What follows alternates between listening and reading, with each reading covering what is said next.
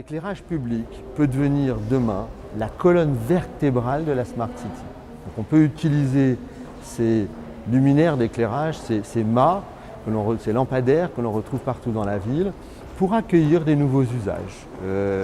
Bien sûr liés à la lumière, puisque la lumière devient de plus en plus intelligente et digitale, elle s'adapte. On peut adapter et créer un sentiment de sécurité pour les habitants grâce à la lumière digitale qui est adaptative en fonction des conditions météo. On peut grader l'intensité lumineuse et maximiser le sentiment de sécurité des habitants, mais également la lumière qui devient un outil de mise en valeur du patrimoine.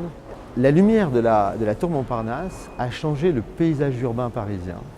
J'ai vu des habitants organiser un concert au pied de la tour lors des 40 ans de la tour en septembre de l'année dernière et utiliser la tour comme un jukebox. Donc vous voyez que ce bâtiment, qui n'est pas forcément très attractif dans la journée en termes de paysage urbain, est devenu sympathique, est devenu proche des habitants grâce à la lumière digitale et à la lumière participative qui interagit avec les habitants.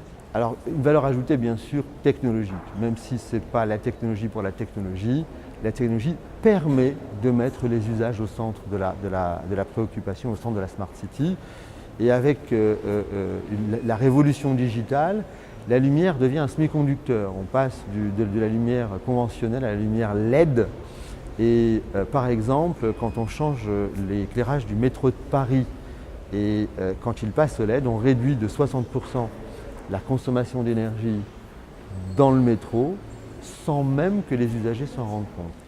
La Smart City, c'est remettre la population, remettre les citoyens au centre de la gouvernance de la ville. La Smart City, ce n'est pas les infrastructures. La Smart City, ce n'est pas les infrastructures au centre de tout.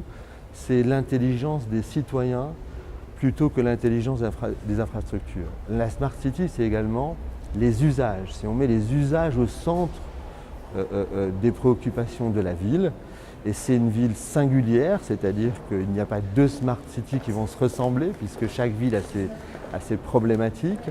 C'est une ville qui s'adapte en permanence au mode de vie, qui s'adapte en permanence aux usages et aux nouveaux usages des habitants.